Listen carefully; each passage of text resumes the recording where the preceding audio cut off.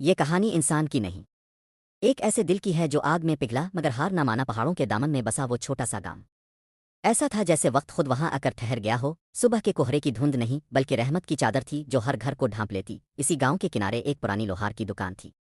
اس کے سامنے لٹکے بورڈ پر لفظ اور لوہار وقت کی دھول کھا کر بھی ایسے کھڑے تھے جیسے انہیں فخر ہو کہ وہ اس بزرگ کے ساتھ ہے۔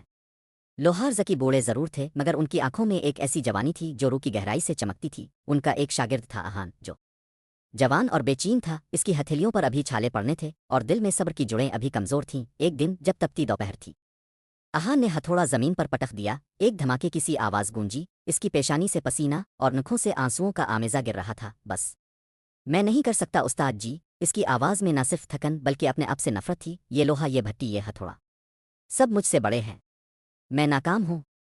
ذکی نے اپنی گہری ساریلی آنکھیں اس پر جمائیں۔ ایک لمحہ گزرا، پھر انہوں نے بھٹی سے سرخ انگارے پر پڑا لوہے کا ایک موٹا کالا بدصورت ٹکڑا بغیر کسی گلے شکوے کے باہر نکالا۔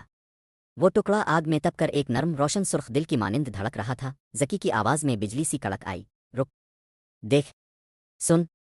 انہوں نے ہتھوڑا اٹھایا اور ایک ہلکی سی ضرب اس سرخ لوہے پر دی۔ لوہا فوراً دب گیا، اپنی شکل بدل لی۔ احان نے بے بسی سے لوہے کی طرف دیکھا۔ یہ دیکھو بیٹا، ذکی بولے، ان کی آواز اب نرم تھی جیسے بارش کی پہلی بوند۔ یہ ٹکڑا کتنا سخت تھا، کتنا کڑا، لیکن آگ نے اس کی سختی کو نرمی میں بدل دیا۔ آگ نے اسے موقع دیا کہ وہ نئی شکل اختیار کرے۔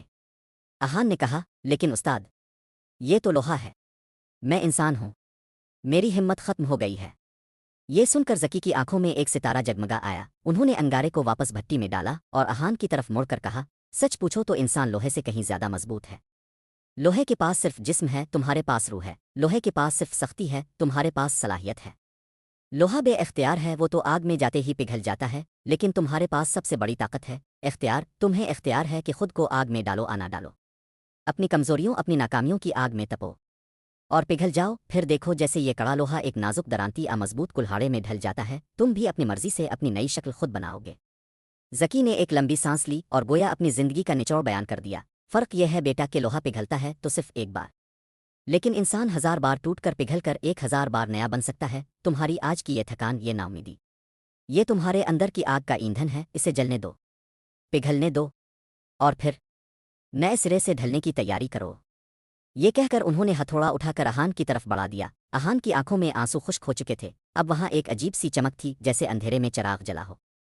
اس نے ہتھوڑے کا ہاتھ محسوس کیا، وہی ہتھوڑا جو پل بھر پہلے بے حد بوجھل تھا اب ہلکا لگ رہا تھا۔ اس دن کے بعد وہ نوجوان پہلے سے کہیں پہلے دکان پر آتا، ہر ضرب صرف لوہے پر نہیں پڑتی تھی بلکہ اس کے اندر کی کائیاں پلٹنے پر پڑتی تھی۔